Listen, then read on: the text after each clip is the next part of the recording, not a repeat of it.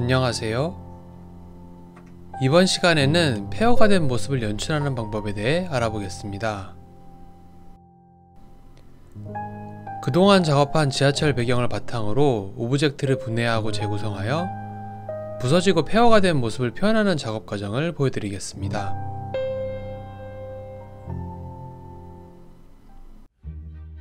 지난 시간에 작업한 지하철을 새로운 파일로 저장하여 따로 작업하도록 하겠습니다. 지하철 전체 구조를 컴포넌트로 작업한 상태이므로 각각 다르게 부서진 모습을 표현하기 위해서는 분해하여 작업해야 합니다. 먼저 도로 부분의 컴포넌트를 해체하고 다시 합친 후 땅이 갈라져 있는 모습을 표현해 보도록 하겠습니다. 도시가 파괴된 모습을 상상하며 라인을 그려나갑니다. 처음에는 큼지막한 선들로 바닥에 큰 구멍이 있는 곳을 나타냈습니다. 이때 정확하게 위치를 지정하는 것보다도 손 가는 대로 감각적으로 선을 그어도 괜찮습니다. 다만 어느 곳을 가장 크게 힘주어 표현할지는 고려해두는 것이 좋습니다. 도로가 파괴되고 침하되어 지하의 구조물이 드러나는 것이 중요하므로 도로 쪽 위주로 파괴된 표현을 할 예정입니다. 도로에 구멍을 내서 잘라내면 이런 식으로 하단부의 구조가 보입니다. 계구부 주변에 선들을 좀 더 추가하고 다듬어서 자연스러운 모습이 연출되도록 합니다. 지금은 살짝 어색한 감이 있지만 선을 추가하고 파편들을 배치하여 조금씩 채워나갈 예정입니다. 이제 지하 구조물을 컴포넌트를 해제하고 정리하여 하나의 그룹으로 점차 합쳐줍니다. 그렇지 않으면 데칼코마니처럼 한쪽 수정사항이 전체에 반영되므로 주의합니다. 전등이나 기둥 등 작은 개별 요소들은 합치지 않고 개별로 두는 것이 좋습니다. 이제 다시 화면으로 돌아와서 파괴된 부분 위치에 맞춰서 구멍을 잘라냅니다. 흙으로 채워진 단순한 땅이었다면 그냥 면을 밀어 넣어서 작업하면 되지만 하부에 이렇게 지하철 구조가 있다 보니 조금 복잡한 모델링 과정을 거칩니다. 다음으로 출입구 부분을 작업합니다.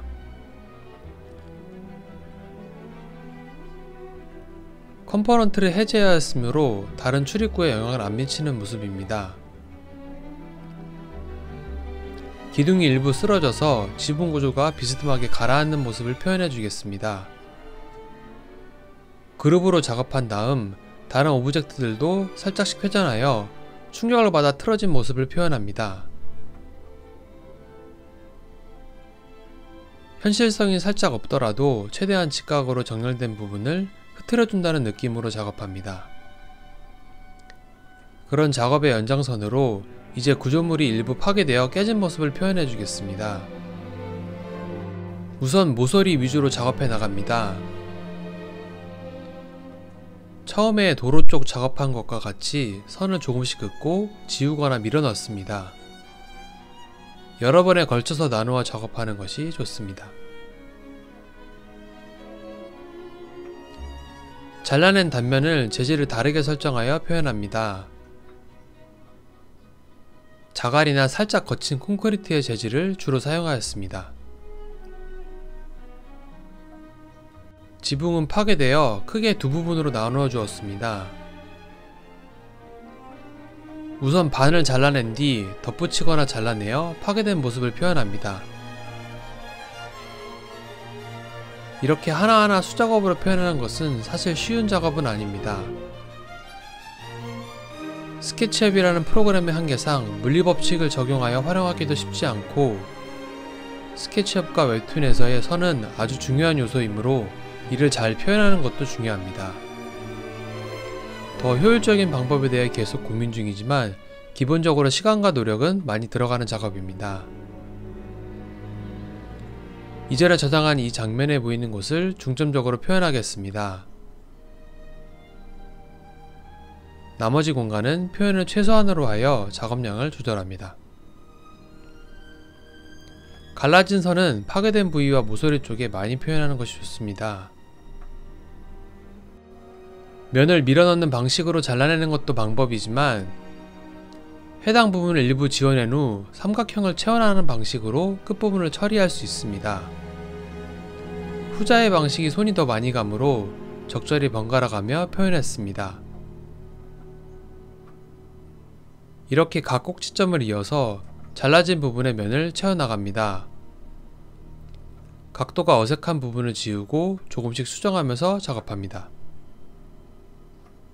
단면에 재질을 적용하고 확인합니다.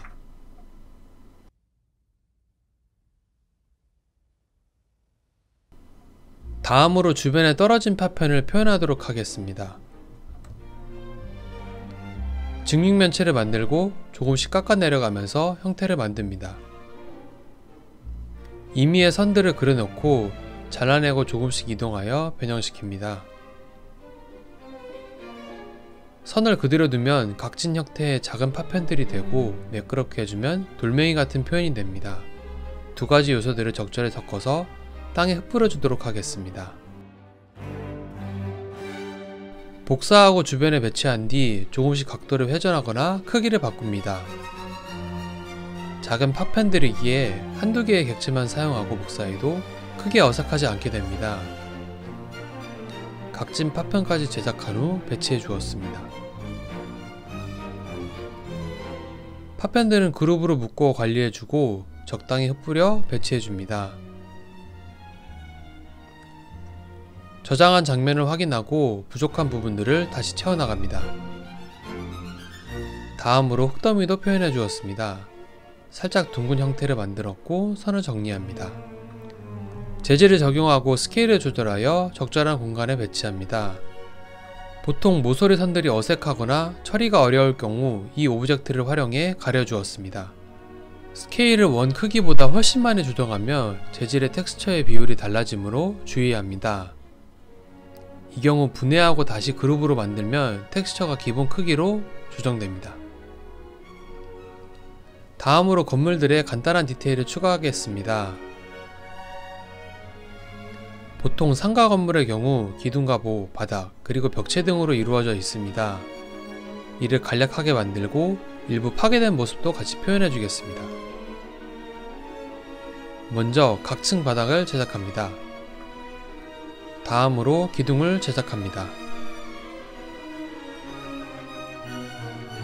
벽체까지 제작 후 일부 파괴된 모습을 표현해 주었습니다. 건물의 한쪽 모서리가 무너져 내린 모습을 상상하여 작업하였습니다. 바닥도 같이 잘라내고 재질을 입혀 표현하였습니다. 조금 더 디테일하게 들어가 창문까지 표현해 주도록 하겠습니다. 구조 간격에 맞게 창문이 들어갈 자리를 컴포넌트로 우선 제작합니다. 창문은 프레임 표현 없이 단순히 선으로만 구분해 주었습니다. 조금 지저분한 느낌이 나도록 재질을 적용하였습니다. 그 후 일부 창문만 따로 구분하여 깨진 모습으로 변경해 주었습니다. 고유하게 지정을 클릭하고 해당 창만 수정합니다. 전체 뷰에서 확인하고 다른 면에도 똑같이 복사하여 붙여놨습니다. 멀리서 보면 이런 식으로 나타나게 됩니다.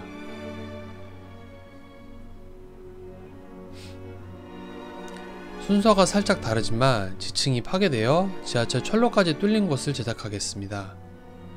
먼저 위치를 잡고 대지 부분을 잘라줍니다.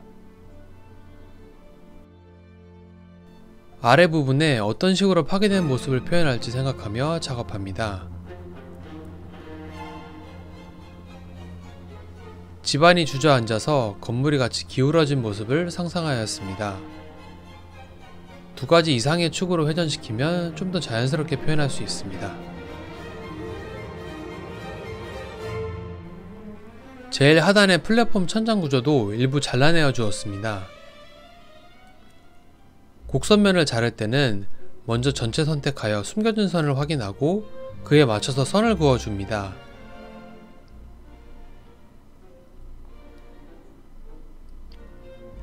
원하는 구도를 정하고 장면으로 저장합니다. 개인적으로 상부 구조들을 상상하기 어려워 조금 어려운 작업이었습니다. 우선은 플랫폼 상부 쪽 구조에 면을 만들어 두께를 표현합니다. 1차적으로 수직으로 단면을 만들고 앞선 방법처럼 조금씩 깎아서 처리할 예정입니다. 그리고 파괴된 지하철 공간으로 빛이 떨어지는 모습도 괜찮을 것 같아 그림자 설정을 적용했습니다. 바닥에 잔해물들이 쏟아져 내린 모습을 표현하기 위해 먼저 흙더미를 깔아주었습니다. 여러 오브젝트를 겹쳐서 배치하였습니다. 그리고 조금 전 제작한 파편을 크기를 키워서 잔해물을 표현하였습니다. 스케일을 조정하고 잘 회전하면 같은 객체로부터 다양한 모습을 이끌어낼 수 있습니다. 계속해서 주변 구조물을 잘라내고 단면을 조금씩 다듬어줍니다. 지하철 차량도 탈선되어 전복된 모습을 표현합니다. 위치를 조금씩 조정하여 지정한 장면에서 잘 보이도록 합니다. 폐허가 되거나 아포칼립스 같은 배경을 할 때 색상 톤을 살짝 다운되게 조절하는 것도 좋습니다. 색상을 조절하여 살짝 어둡고 채도가 낮은 재질감을 표현하였습니다. 아래쪽 파편을 조금 더 배치하였고 안개 색상과 거리값을 조절해 주었습니다. 이제 상부 쪽 구조를 더 작업하겠습니다. 마감이 떨어져 나간 부분의 재질도 구분하여 다르게 표현해 주었습니다. 전체적으로 잘려진 단면이 매끄러워 보여 좀 더 거칠게 만들어줍니다. 주저앉은 건물에 창문들도 일부 깨져있는 모습을 추가합니다. 그리고 주변의 디테일을 작업하지 못한 경계들은 흙더미를 배치하여 주었습니다.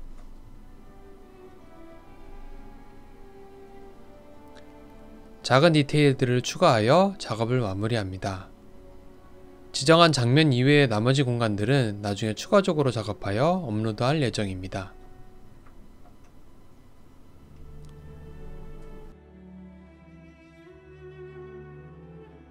이렇게 하여 이번 시간에는 폐허가 된 모습을 연출하는 방법에 대해 알아보았습니다.